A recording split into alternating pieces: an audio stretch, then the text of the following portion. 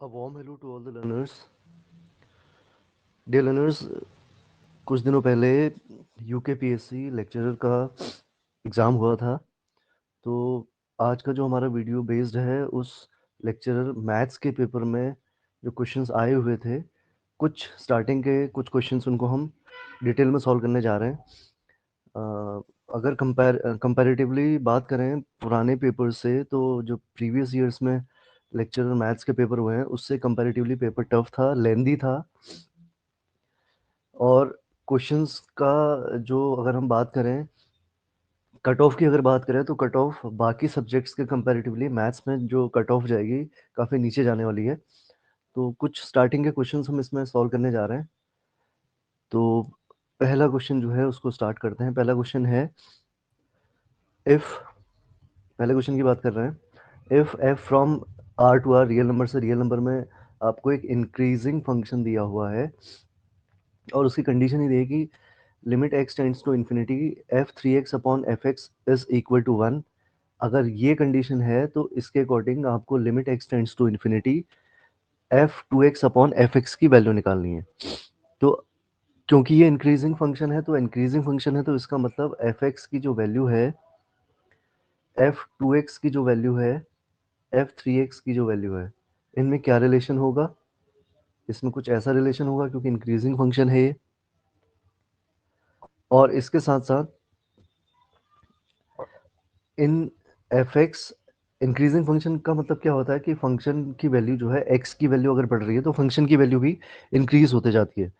तो ये तीनों को, क्योंकि इसके साथ साथ ये पॉजिटिव फंक्शन भी दिया हुआ है, तो पॉजिटिव फंक्शन है, इसका मतलब एफ एक्स क्या है, ग्रेटर देन जीरो है। तो ये इनइक्वालिटी में एफ एक्स से अगर हम डिवाइड कर दें तो f x upon f x less than equal to f two x upon f x less than equal to f three x upon f x. Clear? अब अगर इसमें हम लिमिट अप्लाई कर दें, limit x tends to infinity अगर हम apply कर दें, तो ये तो कैंसिल आउट होकर के वन ऑलरेडी बन गया।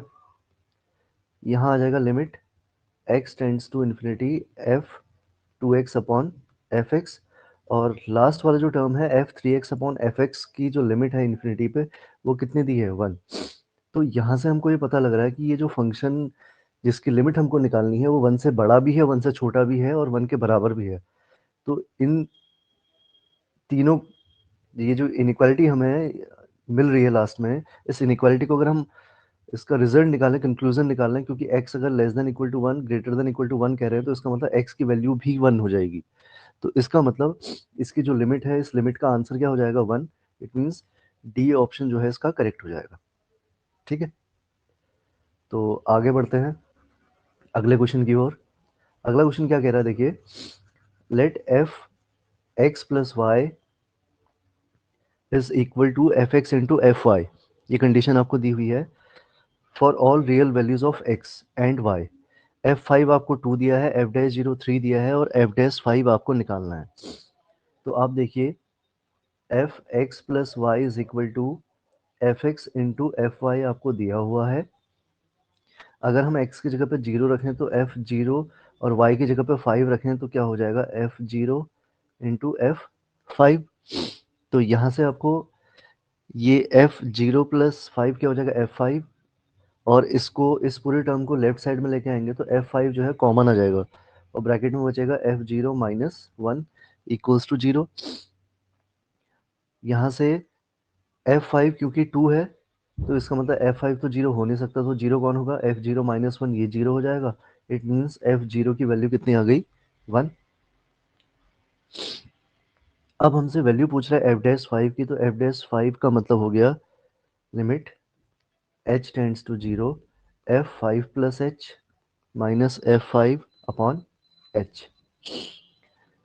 तो limit h tends to zero, f x plus y क्या है, f x into f y, तो मैं इसको क्या लिख सकता हूँ, f five into f h minus f five upon H.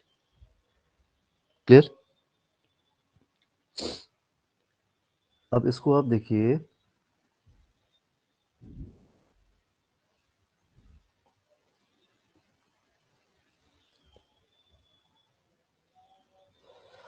F5 इसमें से कॉमन आ रहा है, F5 कॉमन आएगा तो बाहर चला जाएगा, तो हमारे पास अल्टीमेटली बच रहा है limit h tends to 0 f h minus, यहाँ पे F5 हमने कॉमन ले लिया तो यहाँ बचेगा 1, और 1 की अगर हम बात करें तो 1 किसके बराबर आ रहा था, F0, तो इस 1 की जगह मैं F0 लिख सकता हूँ अपॉन h।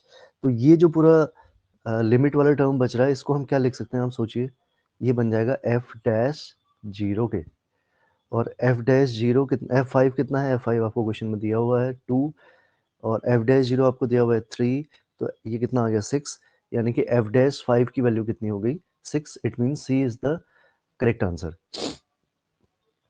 तो क्वेश्चंस जो हैं कंपैरेटिवली लेंदी है, लेकिन क्वेश्चन में अगर आप कॉन्सेप्ट्स का यूज़ करें तो क्वेश्चंस बहुत ज़्यादा टफ नहीं है। अगले क्वेश्चन की ओर बढ़ते हैं।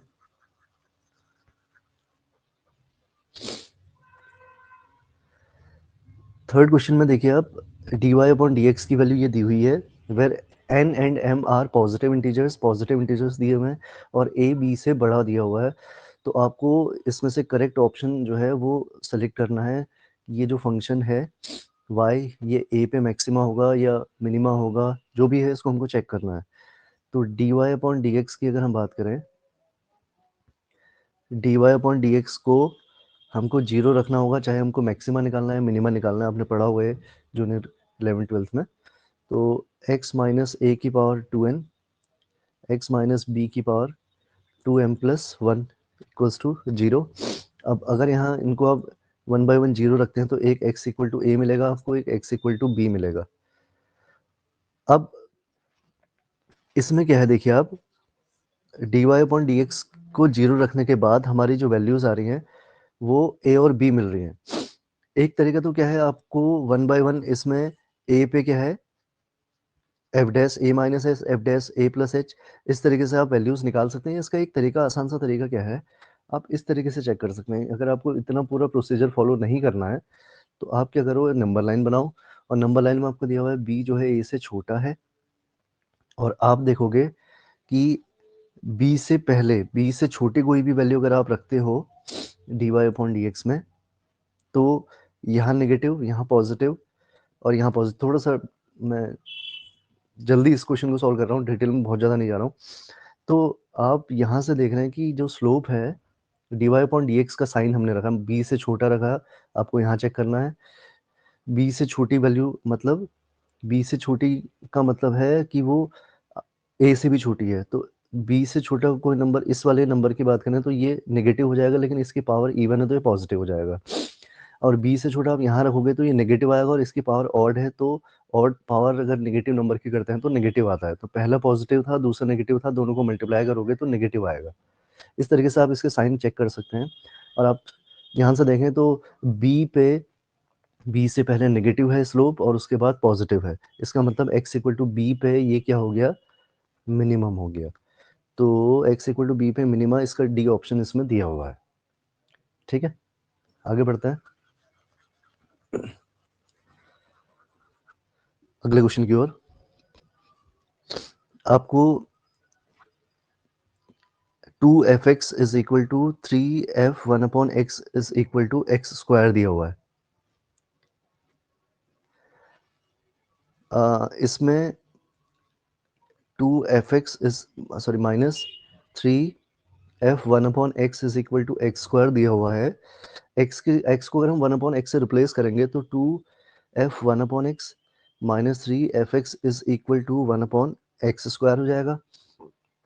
अब हम पहले इक्वेशन को 2 से, दूसरी इक्वेशन को 3 से मल्टीप्लाई करेंगे तो ये कुछ इस तरीके से हो जाएगा, 6f(1 upon x 2x square, यहाँ इसका जो सेकंड टर्म है उसको पहले लिख दे रहा हूँ मैं, minus 9f(x) plus 6f(1 upon x is equal to 1 upon x square.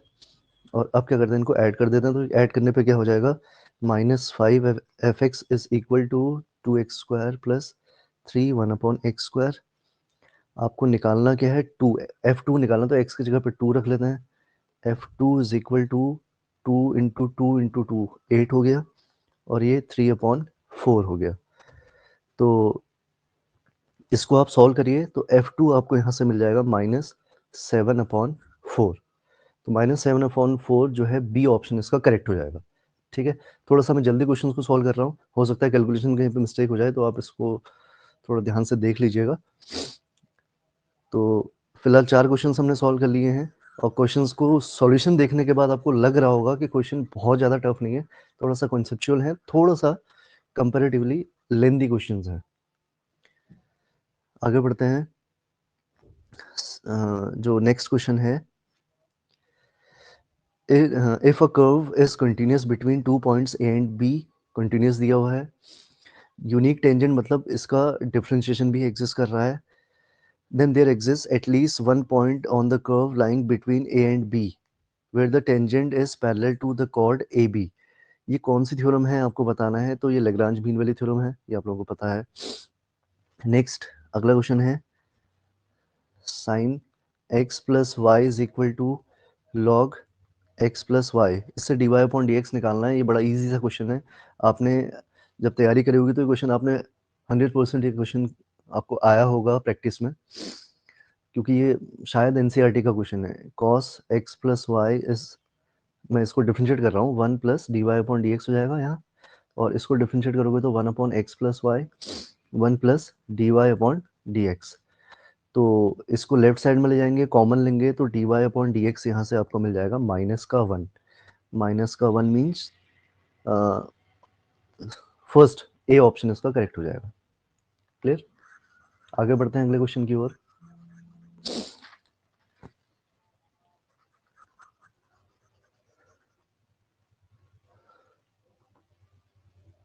अगला क्वेश्चन देखिए, क्वेश्चन नंबर 7। सेवंथ क्वेश्चन में देखिए, the absolute maximum of the function g t जो फंक्शन दिया हुआ है 8t minus t raise to the power 4, ये दिया हुआ है। तो पहले इसको एक बार डिफरेंशिएट कर लेते हैं, जी डैश टी आ जाएगा,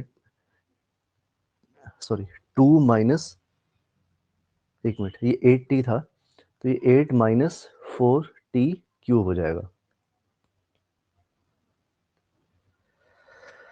अब जी डैश टी को अगर हम जीरो रखेंगे तो क्या आ जाएगा, 8 माइनस 4t क्यूब, टी की वैल्यू आ जाएगी 1/3, 2 की पावर 1/3। अब आप देखेंगे एब्सोल्यूट मैक्सिमम के लिए हम ये वैल्यू भी रखते हैं, और ये एक्सट्रीम वैल्यूज जो इंटरवल की दी है -2 और 1, ये तीनों वैल्यूज रखेंगे, और जिसमें हमको फंक्शन की सबसे बड़ी वैल्यू मिल जाएगी वही उसकी एब्सोल्यूट मैक्सिमम वैल्यू हो जाएगी। तो यहाँ पे जो एब्सोल्यूट मैक्सिमम वैल्यू आ रही है, किसको रखने पे आएगी, अगर आप -2 रखेंगे तो ये नेगेटिव होगा कितना, -16 प्लस, सॉरी -16, तो ये नेगेटिव में ही आ जाएगा। और अगर आप 1 रखेंगे तो 8 माइनस 1 कितना आ गया, 7। तो ये मैक्सिमम वैल्यू इसकी आ रही है 7, इसमें ऑप्शन दिया हुआ भी है, तो ये इसका करेक्ट आंसर हो जाएगा।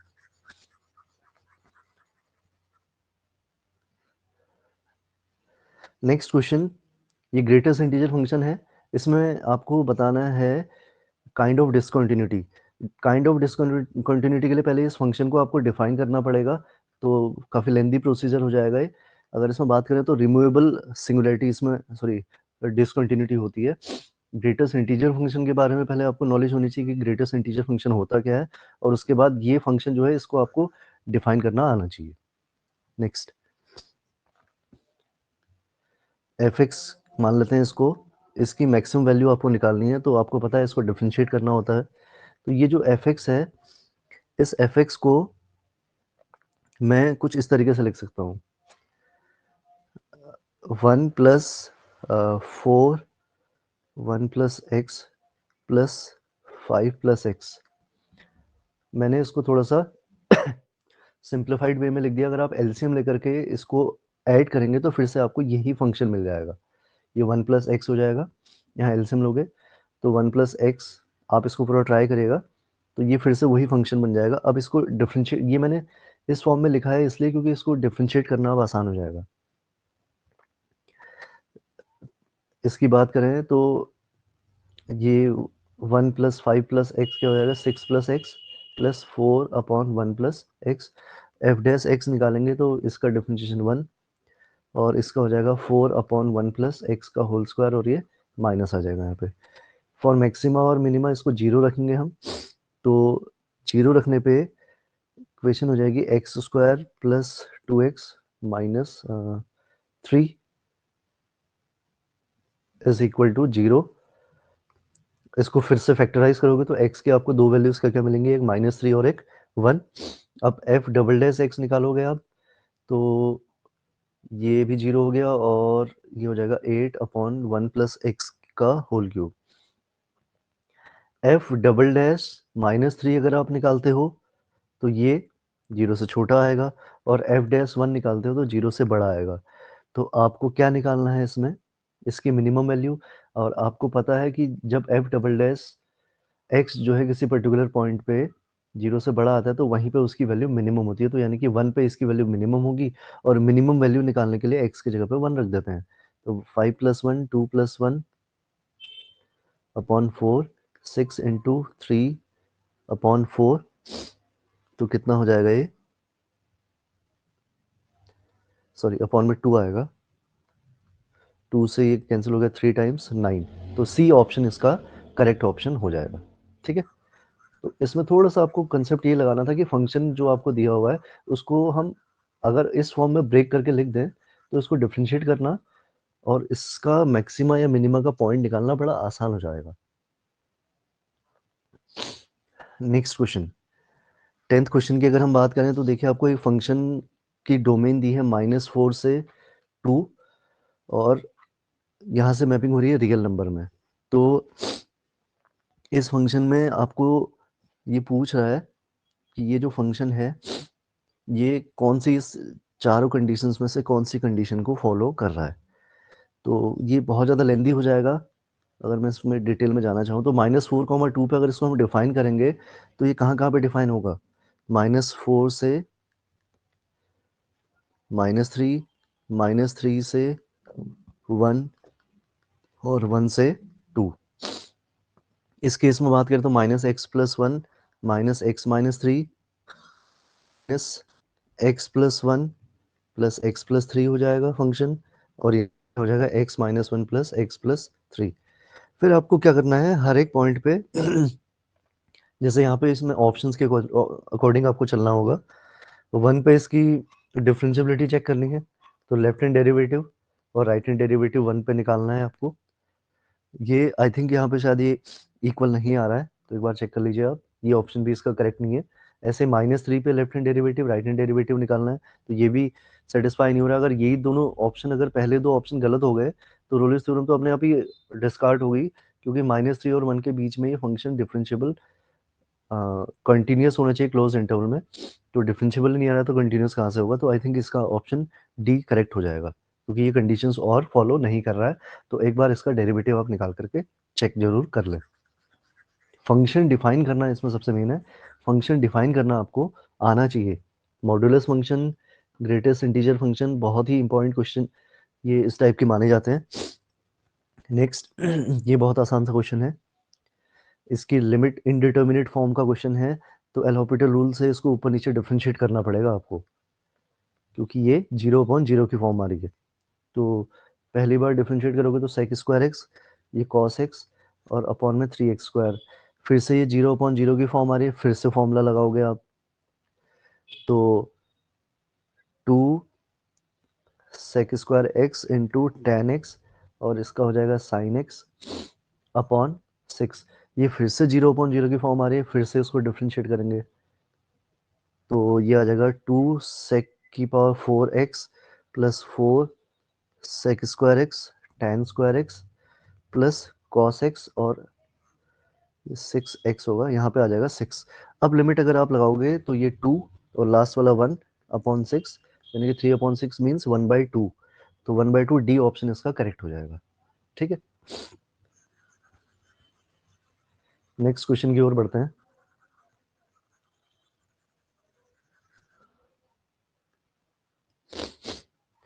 नेक्स्ट क्वेश्चन क्या है, आप देखिए x दो नंबर्स जो है उनका सम आपको दिया हुआ है x+y = 20, और प्रोडक्ट आपको दिया हुआ है x² y³ मैक्सिमा मिनिमा का ये क्वेश्चन है। क्लास 12th का क्वेश्चन अगर आप ट्वेल्थ के एनसीईआरटी कर चुके हैं या आपने की है पहले, तो उसमें आपको एक क्वेश्चन जरूर मिलेगा इस टाइप का क्वेश्चन। तो एक तरीका तो क्या है, उस ट्वेल्थ वाली मेथड का यूज करें हम, कि इसके प्रोडक्ट को पी मान लें और एक एक्स या वाई की वैल्यू निकाल करके, पी तो हमको ऑलरेडी दिया है, तो एक्स स्क्वायर वाई क्यूब है, तो एक्स या वाई की वैल्यू पहले वाले इक्वेशन से निकाल करके यहाँ रख दें, फिर डिफ्रेंशिएट करें, फिर वेरिएबल की वैल्यू निकालें, फिर डबल डिफ्रेंशिएट करें, तो जहाँ पे नेगेटिव आ रहा है वो मैक्सिमा का पॉइंट हो जाएगा। या फिर एक तरीका क्या है, आप ऑप्शन से भी इनको कर सकते हैं। एक बार ये ऑप्शन ट्राई करिए, क्योंकि इसमें चारों ऑप्शंस जो हैं पहले इक्वेशन को तो सेटिस्फाई कर रहे हैं, तो चारों वैल्यूज जो हैं पी में रखिए, और पी में रखने के बाद जो सबसे बड़ी वैल्यू दे रहा होगा वही इसका आंसर हो जाएगा। तो आपको इसमें वो ट्वेल्थ वाले कॉन्सेप्ट का बिना यूज करे भी आंसर मिल सकता है। तो आई थिंक इसमें डी वाला जो है वो एक्स स्क्वायर वाई क्यूब में सबसे बड़ी वैल्यू दे रहा है, तो डी ऑप्शन इसका आंसर हो जाएगा। ठीक है, तो अगले क्वेश्चन की ओर, 13th क्वेश्चन की ओर हम आगे बढ़ते हैं। 13th क्वेश्चन क्या है, आपको बताना है कि इसमें रोलिस थ्योरम कौन सा ऑप्शन है जो सेटिस्फाई कर रहा है। बात करें पहले ऑप्शन की, तो ये बीएससी में आपको कृष्णा पब्लिकेशन की बुक में ये वाला क्वेश्चन मिल जाएगा, log a plus b into x.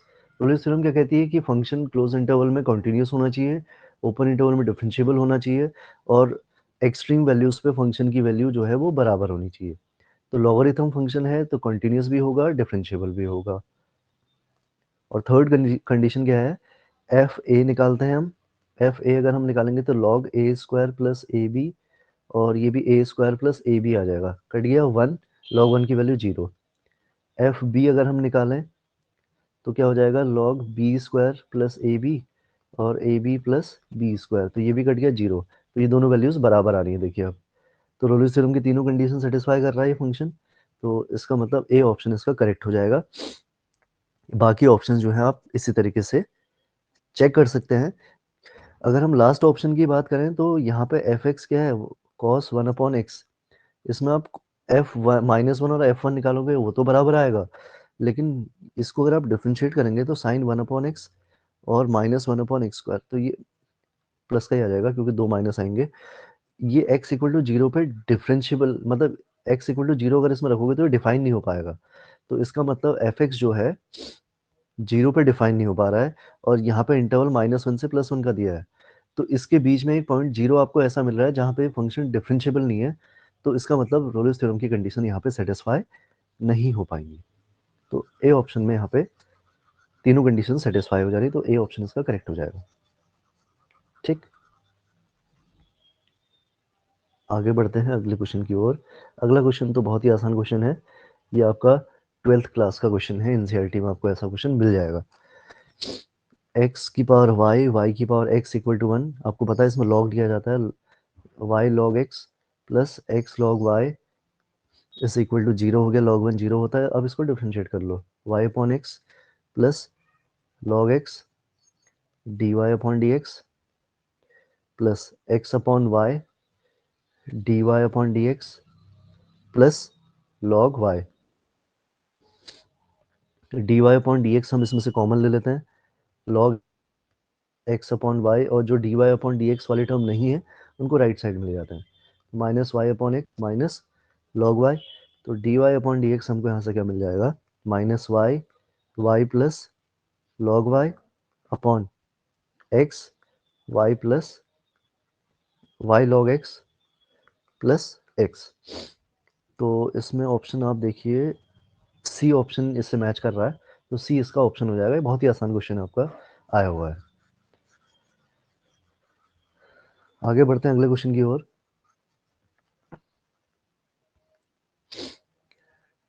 The semi-vertical angle of a right circular cone of given surface area and maximum volume is, ये क्लास 12th एनसीईआरटी का क्वेश्चन है। इस टाइप का क्वेश्चन क्या है, सरफेस एरिया इसमें दिया हुआ है, यानी कि पाई आर एल प्लस आर। हम करते क्या थे, क्योंकि जो चीज़ यहाँ पे गिवन होती है उसके टर्म में हम वैल्यू निकालते हैं, तो आर या एल की वैल्यू हम पहले यहाँ से निकालेंगे। तो l is equal to s upon pi r minus r, l is equal to s minus pi r square upon pi r. अब मैक्सिमम वॉल्यूम की बात करें 1/3 pi r square h, 1/3 pi r square, h की जगह पे क्या आ जाएगा, root l square minus r square, और ये आर की वैल्यू हम यहाँ रखेंगे, फिर वही मैक्सिमम मिनिमा का कॉन्सेप्ट लगाएंगे, इसको डिफ्रेंशिएट करेंगे, वैल्यू निकालेंगे, नेगेटिव जहाँ पे आएगा वो मैक्सिमम वैल्यू देगा। तो इसमें इसका जो ऑप्शन है, option number D, semi vertical angle क्या होता है, ये आपको 12th के एनसीईआरटी में इसका डिटेल सॉल्यूशन मिल जाएगा, ये सेमी वर्टिकल एंगल की बात कर रहा है। तो साइन इनवर्स 1/3 इसका करेक्ट आंसर होता है। आगे बढ़ते हैं अगले क्वेश्चन की ओर।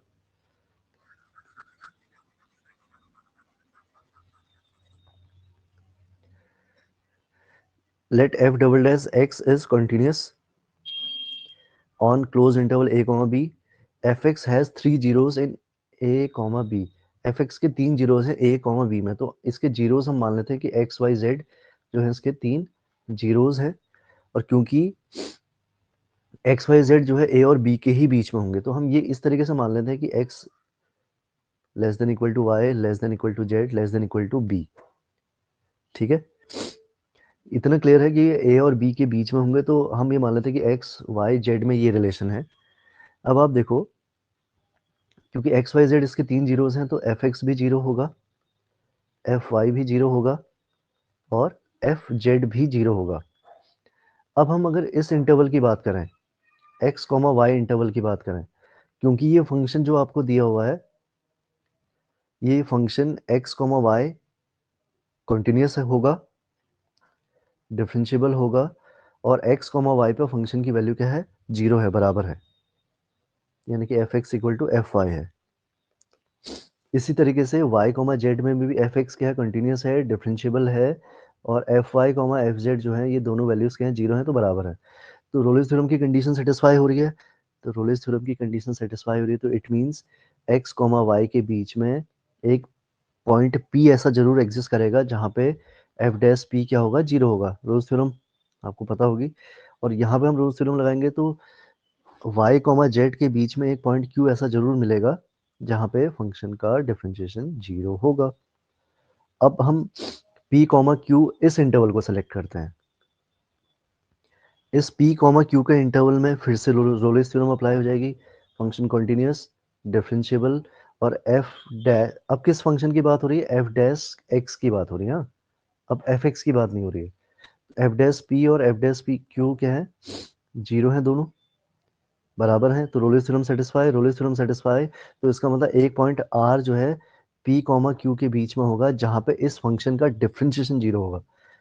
इस फंक्शन मतलब एफ डैश एक्स का दोबारा से डिफरेंशिएशन मतलब एफ डबल डैश आर क्या होगा, जीरो होगा। ठीक है, तो ये f double dash r zero होने का मतलब क्या है, आर जो है पी कॉमा क्यू के बीच में है, और ये पी कॉमा क्यू जो है ए और बी के बीच में है, मतलब इस इंटरवल का सबसेट है। तो अब क्वेश्चन में आते हैं, क्वेश्चन क्या पूछ रहा है कि एफ डबल डैश एक्स के मिनिमम कितने जीरो होंगे, तो एफ डबल डैश एक्स का एक जीरो तो हमको मिल ही गया, आर, तो कम से कम एक जीरो तो इसको मिलेगा ही मिलेगा ना, और कम से कम एक जीरो मतलब इसमें एक, इसमें ऑप्शन दिया नहीं है, तो डी ऑप्शन इसका करेक्ट हो जाएगा, कम से कम एक जीरो इसमें होना ही होना है। थोड़ा सा कॉन्सेप्चुअल क्वेश्चन है ये, जिसमें आपको बहुत ज़्यादा दिमाग का यूज़ करना पड़ेगा। अगले क्वेश्चन की ओर बढ़ते हैं। Let the function f be differentiable, f1 आपको दिया हुआ है -2, और ये दिया हुआ है कि एफ डैश एक्स जो है ग्रेटर देन इक्वल टू 2 है, x जो है 1,6 के इंटरवल में आपको ये दिया हुआ है। x डिफरेंशिएबल अगर है, सॉरी f डिफरेंशिएबल अगर है तो कॉन्टिन्यूस भी होगा ही, क्योंकि every differentiable function is continuous. तो Lagrange mean value theorem apply हो जाएगी, और लेग्रांज मीन वैल्यू थ्योरम क्या कहती है कि अगर किसी इंटरवल में फंक्शन डिफरेंशिएबल और कॉन्टिन्यूस है, तो इसके बीच में आपको एक सी पॉइंट ऐसा मिलेगा जहाँ पे एफ डैश सी अगर मैं निकालूं तो वो F six minus F one upon six minus one ये आएगा। और क्योंकि ये फंक्शन जो है इसका डिफरेंशिएशन कभी भी टू से छोटा नहीं आ रहा है, तो ये वाला डिफरेंशिएशन भी क्या होगा, टू से बड़ा। तो F six minus F one आपको दिया हुआ है कितना, -2, और इसको क्रॉस मल्टीप्लाई अगर आप करेंगे तो ये 10 हो जाएगा, तो एफ सिक्स कितना आ जाएगा, ग्रेटर देन इक्वल टू 8, यानी कि सी ऑप्शन इसका करेक्ट हो जाएगा। देखिए कितना इजी क्वेश्चन है, बस आपको ये पता होना चाहिए कि कौन सा कंसेप्ट इस क्वेश्चन में यूज हो रहा है, तो बड़ी आसानी से इस क्वेश्चन को हम सॉल्व कर सकते हैं। बड़ी ध्यान देने वाली बात है, अभी तक हमने काफ़ी क्वेश्चन जो इसमें सॉल्व किए हैं, डिफरेंशिएबिलिटी के ज़्यादा क्वेश्चंस हैं जिसमें mean value theorem, Rollins theorem वगैरह आपकी पूछी गई हैं। नेक्स्ट क्वेश्चन 18th क्वेश्चन की अगर हम बात करें, फिर से मैक्सिमम वैल्यू की बात कर रहा है, तो एफ एक्स यहाँ पर जो है वो है sine x into 1 plus cos x, और इंटरवल आपको दिया हुआ है 0 से 2 पाई का। तो इसको डिफ्रेंशिएट अगर हम करेंगे तो ये आएगा माइनस का sine square x plus cos x. मैं सीधे डिफ्रेंशिएट करके इसको लिख दे रहा हूँ। Cos square x minus sine square x क्या होता है? Cos 2x plus cos x. Cos 2x का फॉर्मूला होता है 2 cos square x minus 1 plus cos x.